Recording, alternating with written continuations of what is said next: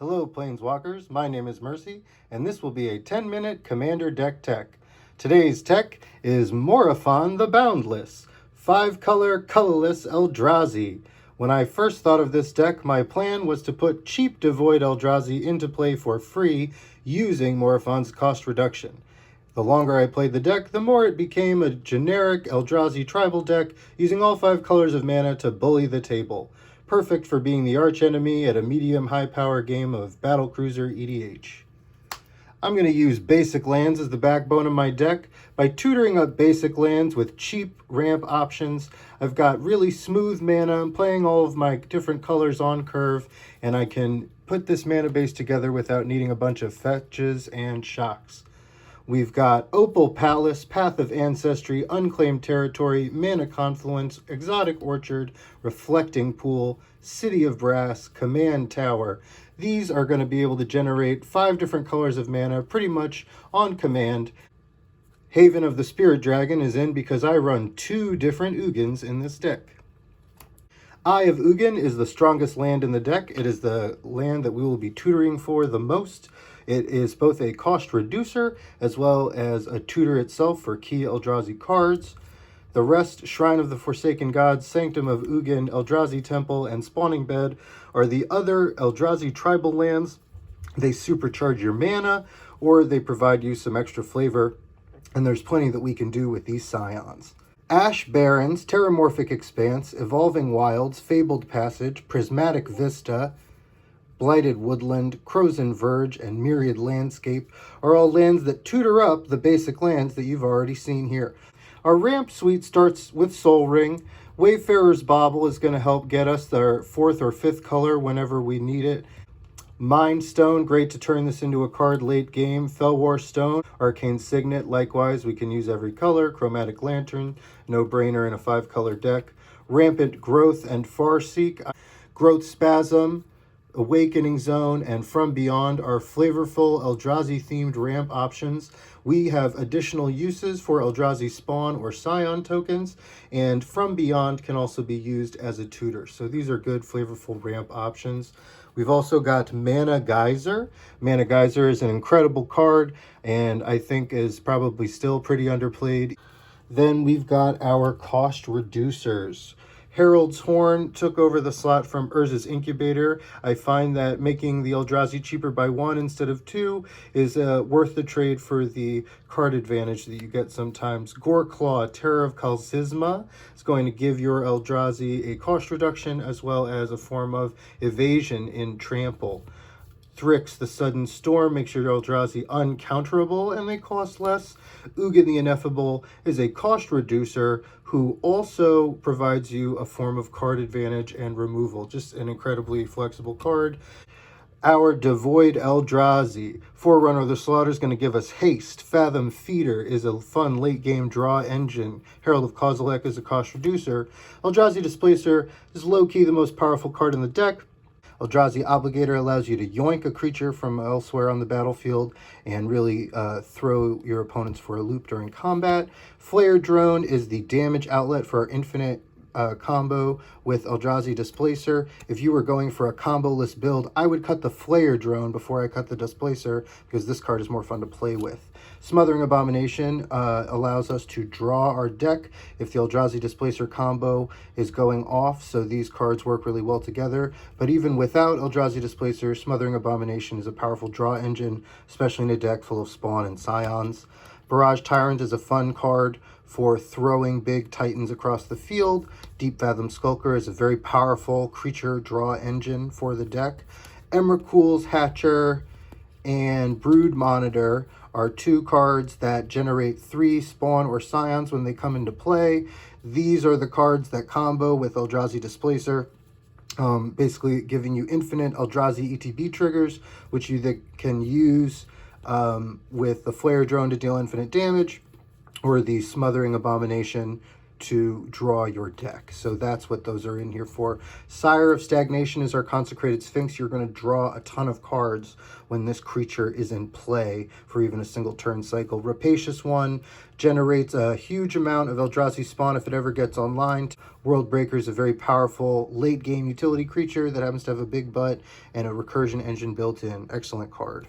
We have our Colorless Eldrazi next. Conduit of Ruin is a cost reducer as well as a tutor. Void Winnower. You can't even. An incredibly groan-inducing card. Really fun to watch your opponents scramble to try to figure out how to play around it. Decimator of Provinces is our flavorful Craterhoof Behemoth. Kozilek the Great Distortion. I believe this is the superior Kozilek for the deck. The text on this card is bananas. That's a lot of draw. Ulamog, the Infinite Gyre. When you cast this spell, destroy target permanent, indestructible, Annihilator 4. Holy moly, the stats on this card. Just incredibly powerful. I'm running this one over the new Ulamog because I like having this trigger available to me. It That Betrays is the unofficial 4th Eldrazi Titan. Then Emrakul, the Promised End, was not in the original build, but when it turned into the last Titan I needed before I had all the most flavorful cards for the deck, it just felt like a no-brainer. Emrakul is here to stay. So these are the cards that I've used to help provide additional tribal synergy.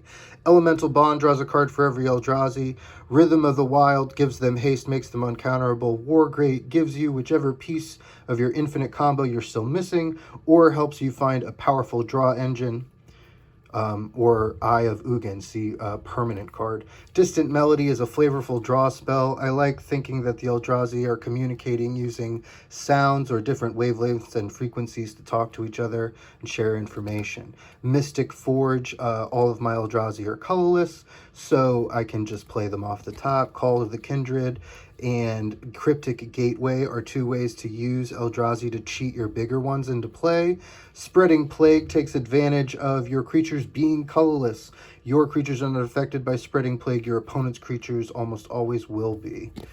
Eldrazi Monument is a flavorful finishing move that you can use to boost your board. You usually have plenty of Scion or Spawn to throw away at it. Kindred Discovery is an unbelievable draw engine, especially when you're barfing 3 to 5 Scions in play with a single creature.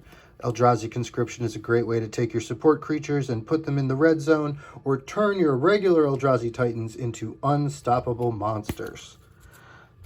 For our interactive suite, we've got Warping Whale and Brutal Expulsion are on-flavor counter spells that are usually just there to stop wraths from wiping away our board. Kozilek's Return is a good way to clear out dorks and utility creatures. Extinction Event, an incredible new wrath spell that I think is going to become a format staple. Feels very flavorful for Eldrazi. Dictate of Erebos.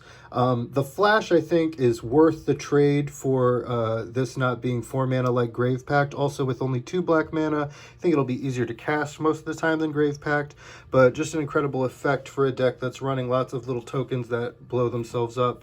Global Ruin is the mass land destruction spell that combos with It That Betrays, quote unquote. 17 mana sorcery speed usually doesn't mean a combo, but if you resolve Global Ruin, usually it means that you've still got at least 5 lands in play, and all of your opponent's lands are going to the graveyard, unless you've got It That Betrays, in which case you get them all. I've never had to keep playing a game once this spell resolved. Merciless Eviction is another flavorful Eldrazi wipe. I think this is another sort of thing that they would do, just use a big black sphere to void people out of existence. All Its Dust is such an iconic Eldrazi card. The spell itself is an Eldrazi. Can't run this deck without it. Ugin the Spirit Dragon, an excellent top-end finisher that also provides you with a ton of options at any point in the game that you can cast it. Finally, because we are a 5-color deck, we're going to be leveraging our 5-color mana base to play some really explosive bombs. Joda combos with your commander to make all of your spells free. Maelstrom Nexus gives you the ability to put Eldrazi into play for free cheaply. Kenrith the Return King, just an impossibly flexible card, so fun to play with. If you've never resolved Kenrith, I suggest you get around to doing so. What a fun card to play with. Bring to Light And a 5-color deck gives you up to 5 CMC permanent into play from your deck. Flexible and powerful tutor effect.